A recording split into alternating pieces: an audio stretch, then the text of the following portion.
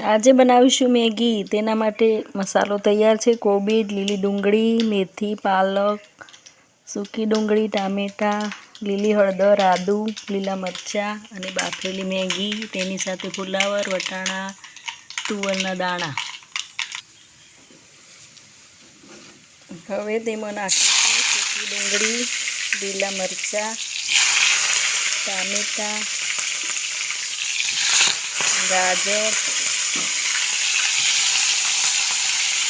કોબીજ, લીલી ડુંગળી, લીલી લસણ, પાલક અને લીલી મેથી।